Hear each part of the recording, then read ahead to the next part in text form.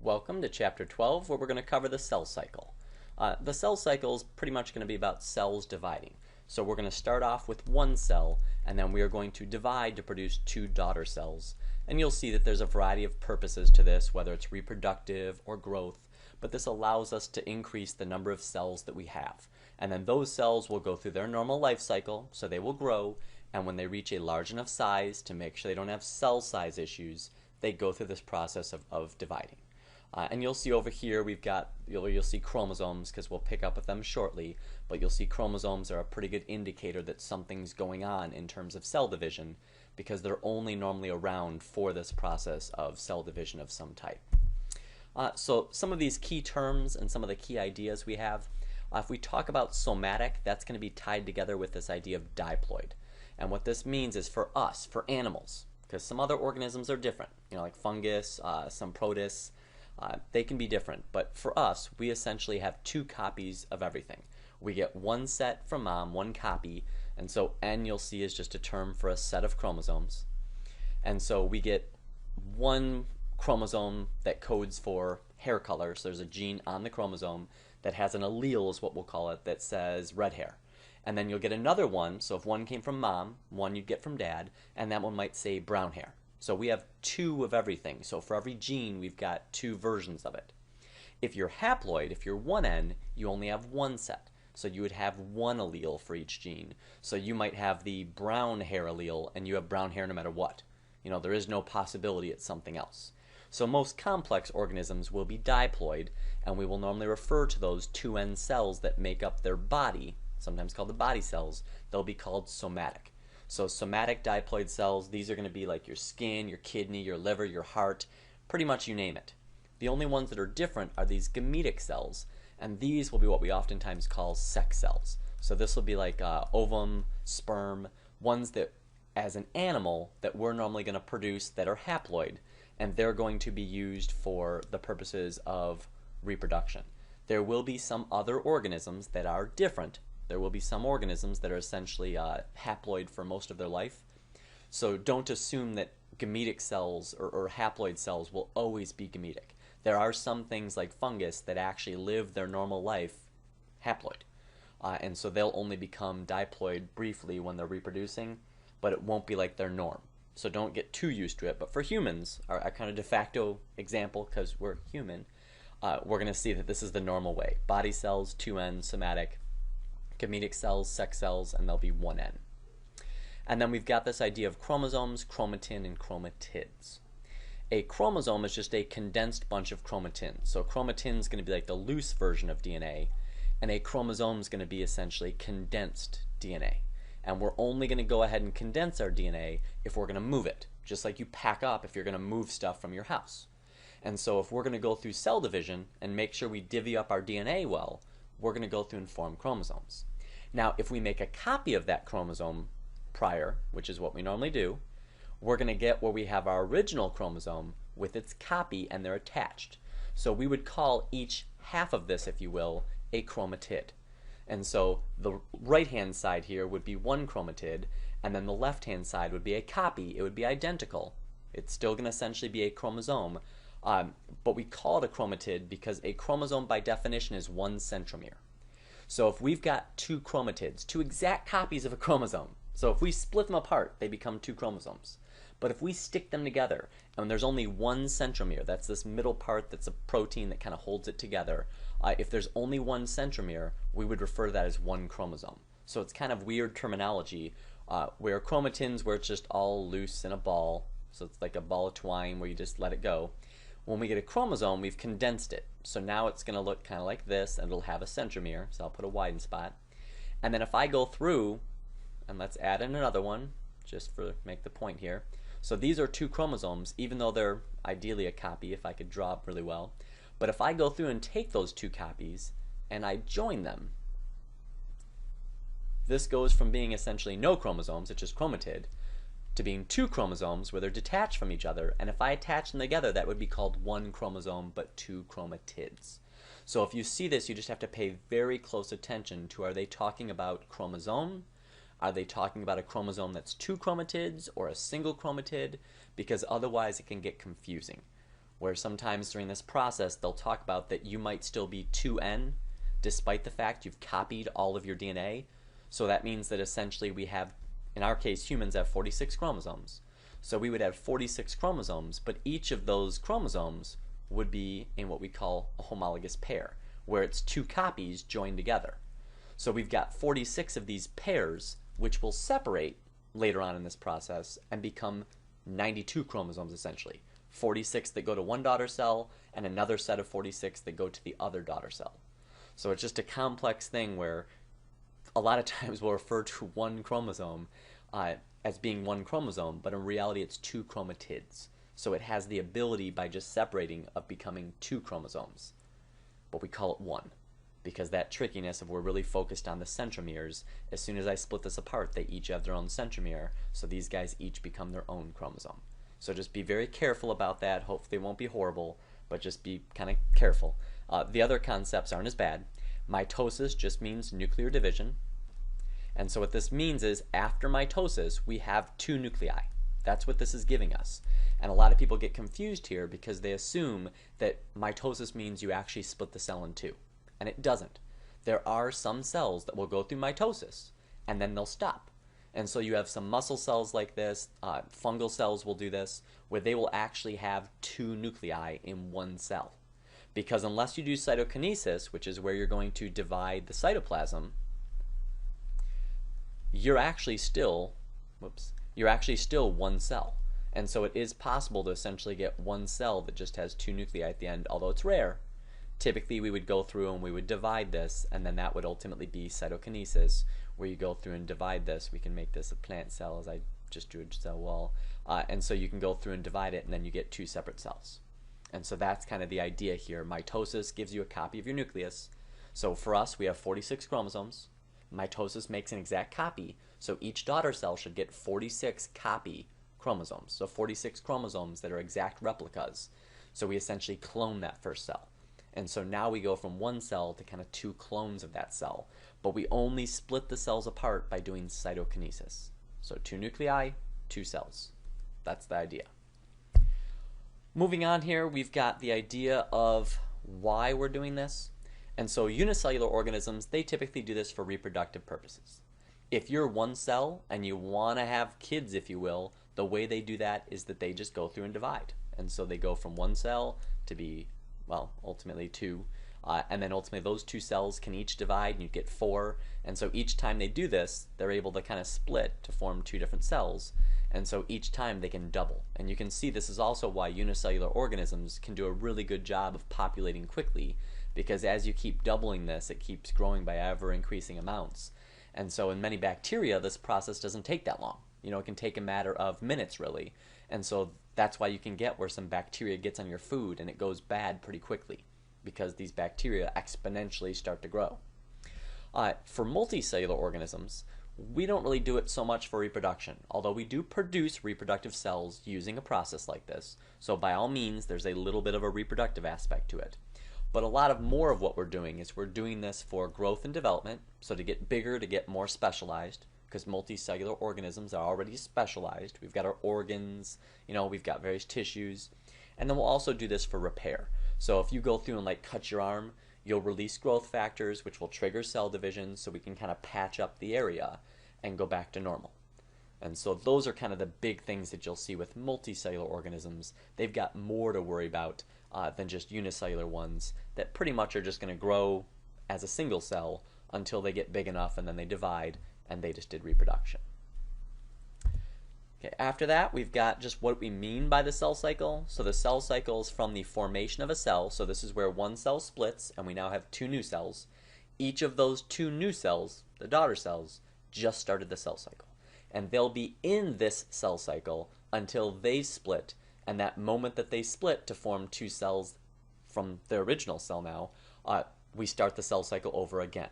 So it's kind of like in humans where we have generations that go by from when you're born to ultimately when you have kids, and now we have the next generation. It's a somewhat similar idea where it's formation till you divide to produce your two daughter cells. Then each of them starts their own cell cycle. And the cell cycle is going to have two big parts. Each of them really will break up into some subparts. So first of all, we've got interphase. This is that I that's this big orange strip that takes up 90+% of the cell cycle. But interphase is going to have three separate phases. You'll have G1, sometimes called gap 1, or I've seen sometimes it referred to as growth 1. But this is like the normal phase, like when you guys are kids, where there's going to be a lot of stuff that's going on where it's pretty much just growth. Like you're just trying to live your life. You're not really focused on reproduction at this point. You're just increasing your size, increasing the number of organelles, trying to survive and thrive. And then eventually you'll switch into the S part of interphase, the synthesis phase. And so this is where you're going to copy your DNA. So this is where you first kind of commit to this idea that I'm going to reproduce at some point. Not necessarily now. So this would be a lot similar to or analogous to when you hit puberty, where by all means don't just suddenly have a kid, but you start to get the machinery going that would allow for it. And so by copying your DNA, you're making it where you could produce two cells that each have their own set of DNA, and so should theoretically at least be able to survive so long as all the other pieces are in place like organelles. And then the G2, the gap 2, is ultimately going to be where you finish up prepping. So I like to think of this as the prep phase, where you make sure you have plenty of organelles for each thing, that you're big enough. You're kind of making sure everything's set. So if you do divide in half, each of the new daughter cells will have enough that they can survive. And then once you've gone through the G2 phase and committed, you're doing mitosis. You've gone and you're doing cell division itself.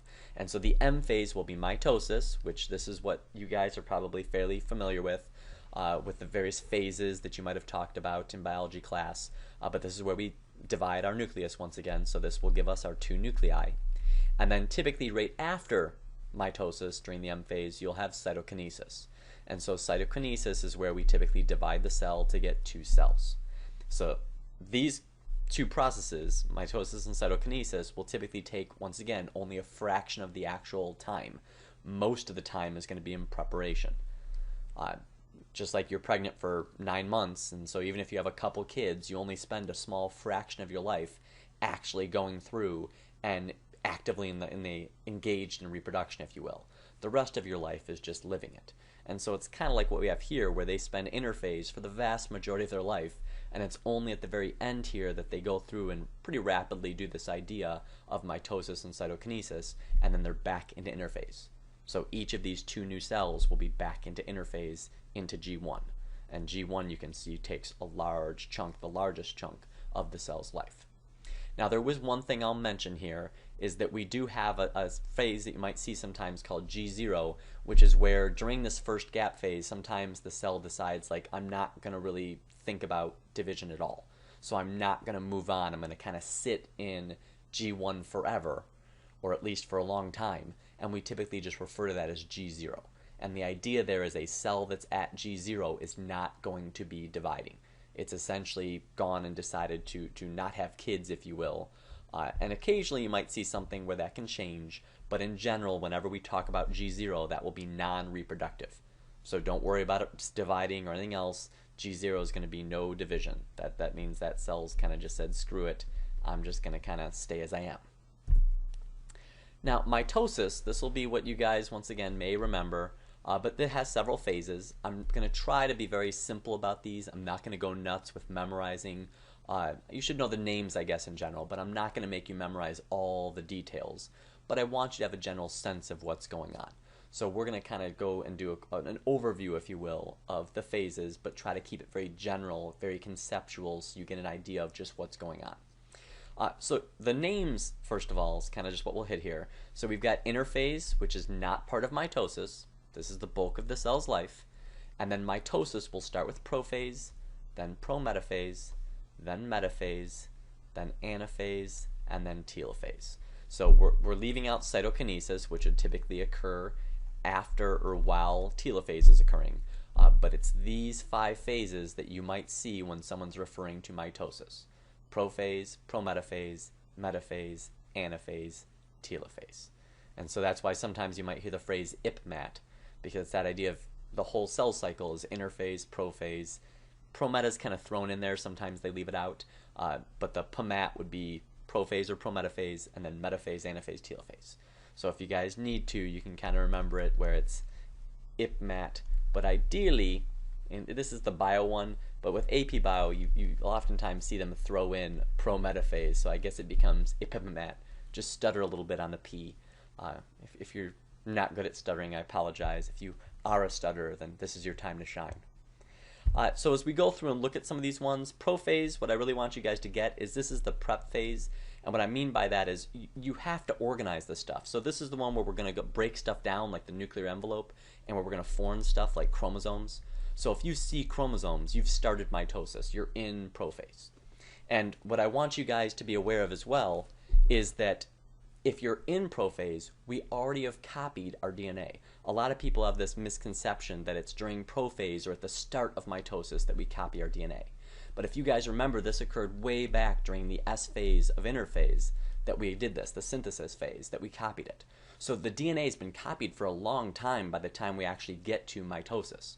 So prophase is more just busting down the nuclear envelope so that we can actually access the chromosomes, and it's taking all that loose DNA, the chromatin, and packaging it up as chromosomes so it's able to be moved around. You know, it's compacted enough that we can reliably shift stuff.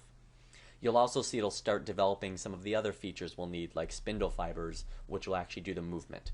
So just in general, just realize this is a prep phase. You know, this is the phase where everything gets going. And then when you get to prometaphase, this one's really just prepping things for metaphase.